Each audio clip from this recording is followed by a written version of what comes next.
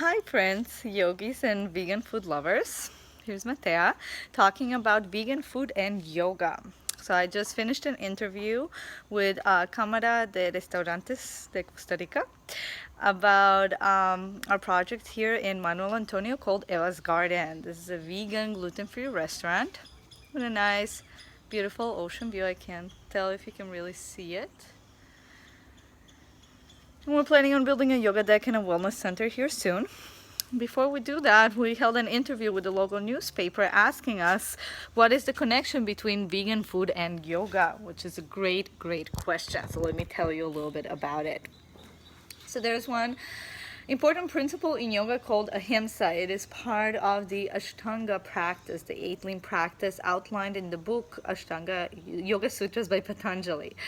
And Ashtanga Yoga, one of the first principles it talks about in the yamas and niyamas is Ahimsa. Ahimsa means non-violence.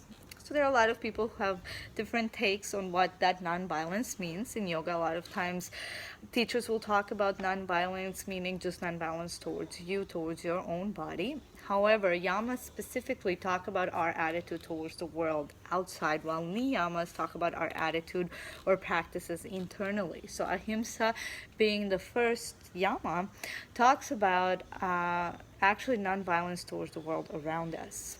One of the main ways that yogis have practiced that over the past centuries and thousands of years that yoga has existed is by not eating meat.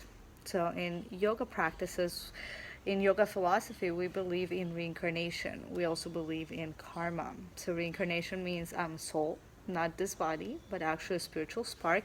And I move from one body to another depending on the activities that I have done, depending on my consciousness, depending on my desires in this world.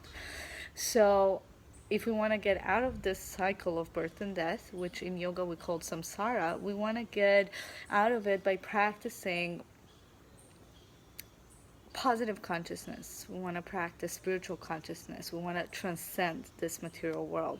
And one of the best ways to do that is to transcend it by starting with our own lifestyle habits every single day. And yogis oftentimes wake up early in the morning, they practice yoga, they practice meditation, they chant mantras, they bathe before they do actually yoga and meditation, they clean their body, they clean their mind, they clean their speech by ridding it of anything negative, which obviously has a lot of different meanings.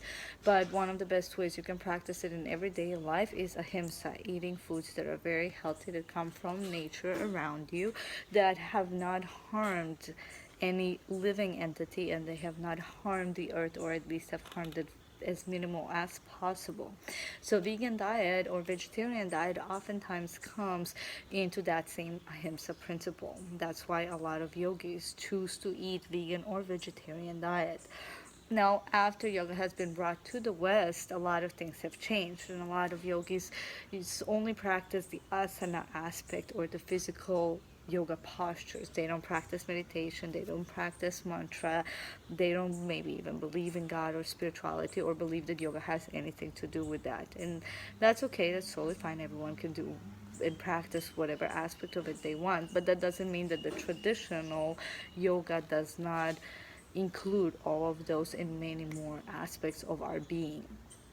And I have had many conversations with many yogis where they actually dislike the idea of connecting ahimsa to our diet, and they just want to apply it to different practices.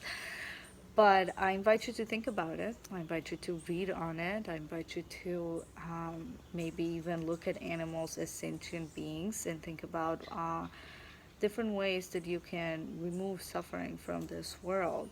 I have personally not eaten meat since I was 16 years old. I'm 31. That means 15 years I haven't eaten any meat, any fish, any eggs. I was vegetarian first, then I turned vegan, and I'm perfectly fine, perfectly healthy physically. I've actually never felt better. I'm training for my 12th, I think, half marathon and 5th full marathon in the next 3 months.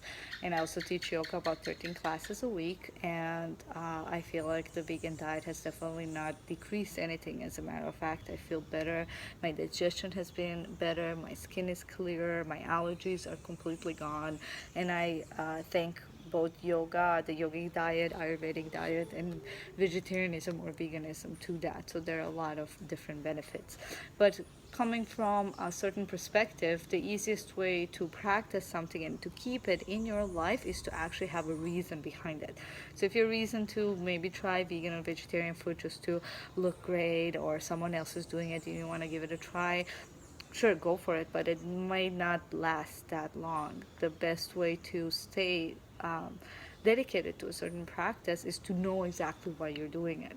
For me personally, it may not for you, but for me personally, the best reason why not to eat animals was the compassion aspect. I don't want to harm them. If I can survive without killing someone and ripping their flesh and eating it and eating blood, then I prefer doing that than hurting animals. And that has been the main cause behind my personal practice.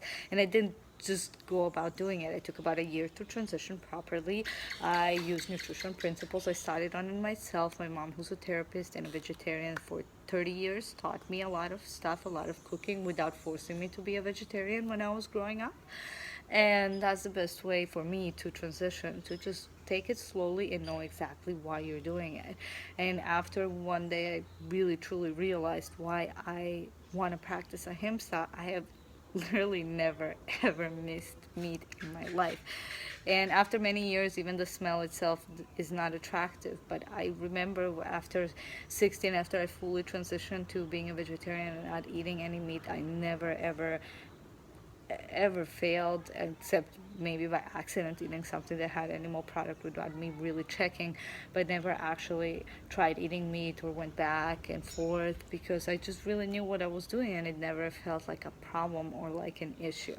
In yoga, that's also called tapas. We sometimes perform certain actions which can also be translated as offerings or even sacrifices in order to achieve certain goals. So we do that in everyday life. I sacrifice getting up early in the morning so I can get to work, so I can have a job, so I can have money, so I can buy a house or buy a car or live. We do that when we have relationships with people. I'll sacrifice my comfort to do something for someone that I love. That's completely and totally normal. We do it for our children, we do it for our parents, we do it for our partner, and it's completely and totally okay to do it for ourselves too. So even if at the beginning your mind might be complaining about it or saying, oh, come on, you're torturing me, don't do it. Look, we're having a great time here, let's eat whatever we want. But it's okay to perform certain sacrifices if you know that they will award you a greater benefit afterwards. You deserve it. And I invite you to give it a try. Thank you for listening, and namaste.